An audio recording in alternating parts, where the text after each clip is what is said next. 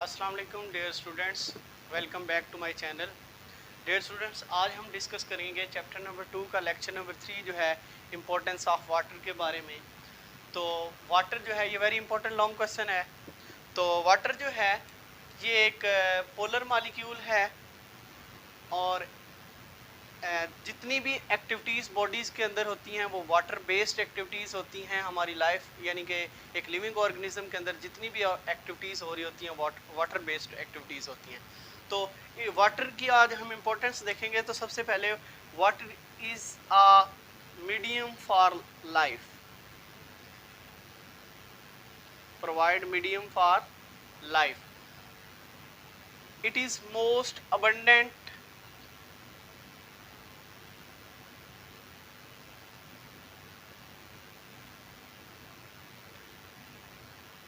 In living organism.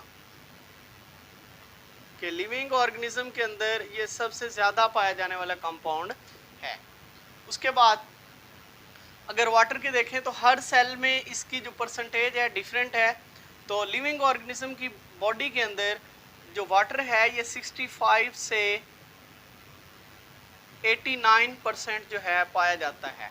और फिर हर cell में डियर स्टूडेंट्स इसकी कंसंट्रेशन जो है वो वेरी करती है, सेल टू सेल वेरी करती है।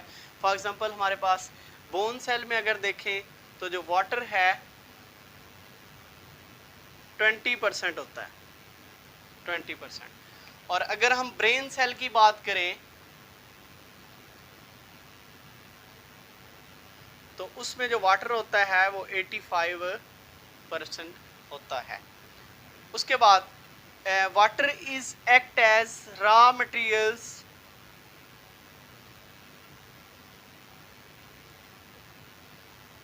For photosynthesis.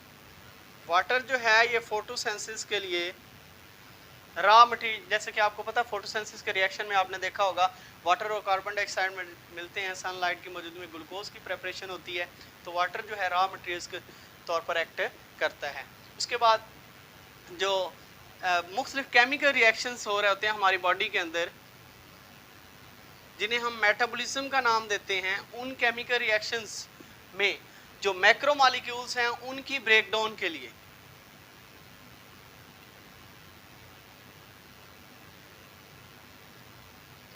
मैक्रो मॉलिक्यूल्स की हाइड्रोलिसिस के लिए, हाइड्रोलिसिस से मुराद है कि किसी भी मॉलिक्यूल्स का टूटना in the presence of water, water की मौजूदगी में किसी मैक्रो मॉलिक्यूल्स को, मसलन स्टार्च जो है उसको अगर हम तोड़ें किसके अंदर, ग्लूकोज के अंदर, तो ये in the presence of water होता है रिएक्शन, तो इसे हम हाइड्रोलिसिस का नाम देते हैं। उसके बाद हमने चंद वाटर की प्रॉपर्टीज़ देखनी है। सबसे पहले जो वाटर की प्रॉपर्टीज़ है वो सॉल्वेंट प्रॉपर्टीज़ है। तो वाटर जो है ये एक यूनिवर्सल सॉल्वेंट है। यूनिवर्सल सॉल्वेंट क्यों है? क्योंकि मैंने कहा है वाटर क्या है, पोलर जो है, पोलर मॉलिक्यूल है। पोलर कैसे है कि इसके जो ऑक्सीजन है, एक ऑक्सीजन एटम दो हाइड्रोजन एटम से मिलकर बना है। ऑक्सीजन पे पार्शियल नेगेटिव चार्ज होता है और हाइड्रोजन पे पार्शियल पॉजिटिव चार्ज होता है। तो इस वजह से, इस अपोजिट चार्जेस की वजह से, पोल्स की वजह से जो वाटर है वो एक पोलर कंपाउंड है, यानी कि यूनिवर्सल सॉल्वेंट के तौर पर जितने भी यानी कि रिएक्शंस हैं उनमें ये सॉल्वेंट के तौर पर काम करता है। उसके बाद जो आयनिक कंपाउंड हैं, फॉर एग्जांपल अगर उनको हम वाटर में रखें तो आयनिक कंपाउंड को क्या करता है, ये डिसोसिएट कर देता है। फॉर एग्जांपल हमारे पास NaCl है, NaCl एक ऑर्गेनिक कंपाउंड है। अगर हम इसका रिएक्शन वाटर की मौजूदगी में करवाएं तो ये किस में टूट जाएगा, ये Na positive plus Cl negative. तो ये डियर स्टूडेंट्स यानी कि पॉजिटिव और नेगेटिव आयंस के अंदर डिसोसिएट हो जाएगा। उसके बाद अगर नॉन आयनिक कंपाउंड को देखें लाइक HCl, तो इनको भी अगर हम वाटर के अंदर रखें तो ये क्या हो जाएंगे, डिस्पर्स हो जाएंगे into H positive plus Cl negative. तो इनकी डिस्पर्शन हो जाती है नॉन आयनिक कंपाउंड की। उसके बाद अगर हम नॉन पोलर मॉलिक्यूल की बात करें तो non polar molecule for example fats हैं, ऑयल्स हैं, तो अगर इन मॉलिक्यूल्स को हम वाटर के अंदर रखें तो they are insoluble in water, पानी के अंदर हल नहीं होते। तो ये इसी वजह से ये नॉन पोलर मॉलिक्यूल जो हैं they act as a structural component of our membrane.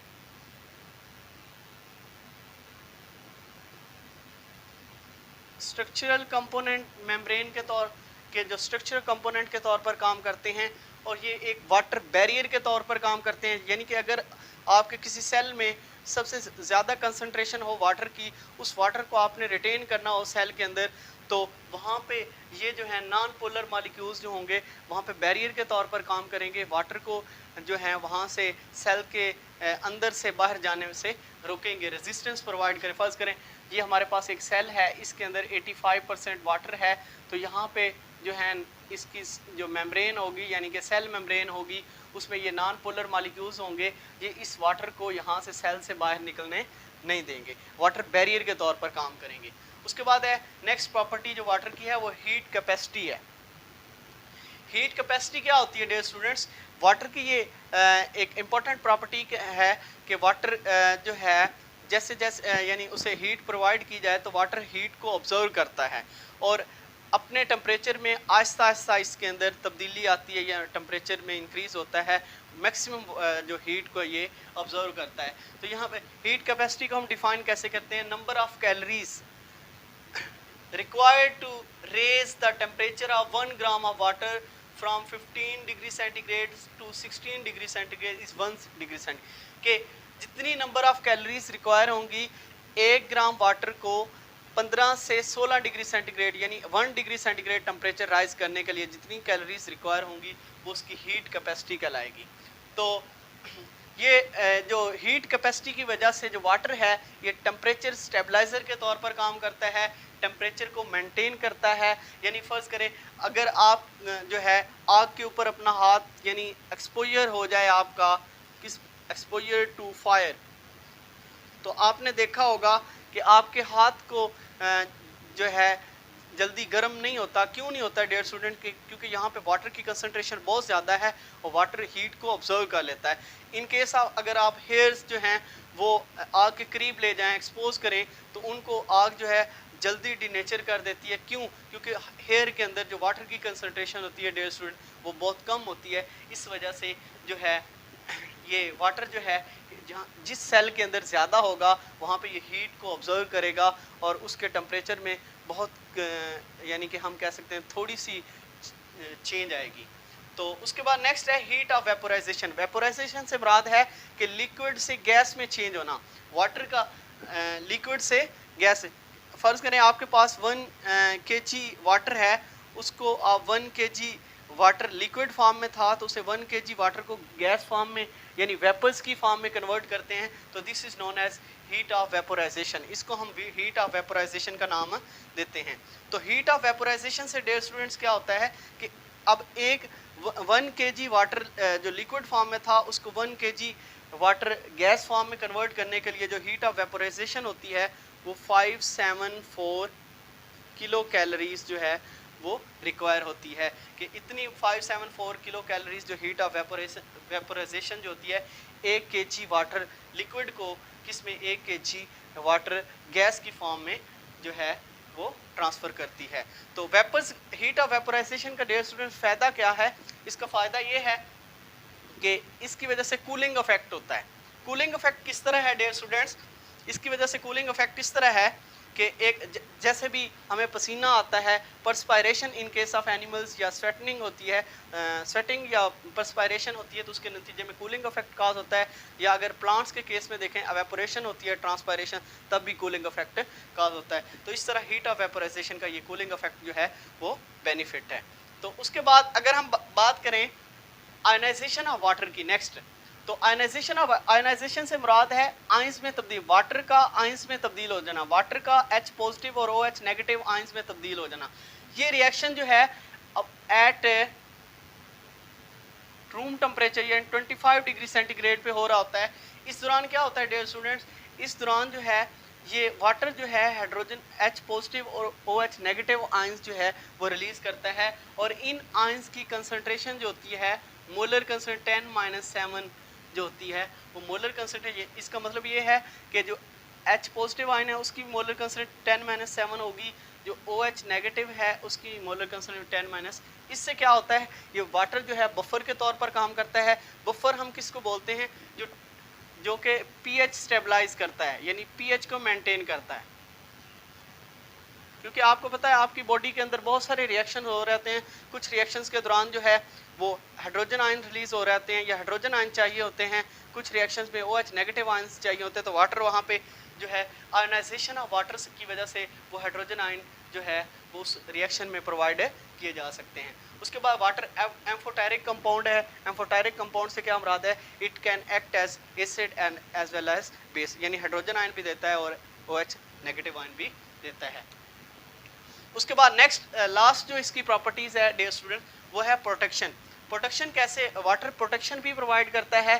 Protection कैसे प्रोवाइड करता है, ये एक लुब्रिकेंट के तौर पर, फर्ज करें आपके आईलेट्स हैं, तो जैसे भी आप अपनी आइज को ब्लिंक करते हैं, आप थोड़ी देर आंखें खोले रखें, फिर उसके बाद बंद करें, फिर ओपन करें, तो उसकी वजह पेन फील होती है, तो अगर वाटर वहाँ पे मौजूद होगा तो वहाँ पे फ्रिक्शन से बचाएगा, वो लुब्रिकेशन के तौर पर काम करेगा।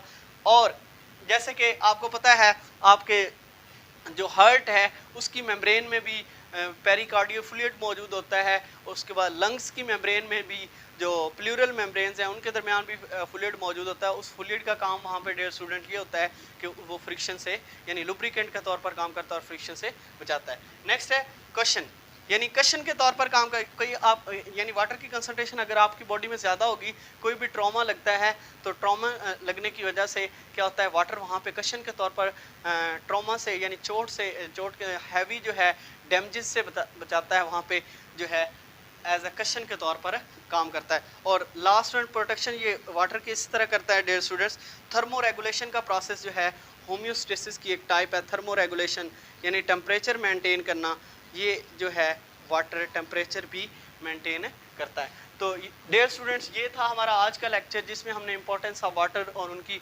प्रॉपर्टीज़ के बारे में डिस्कस किया। Stay connected, thank you and Allah.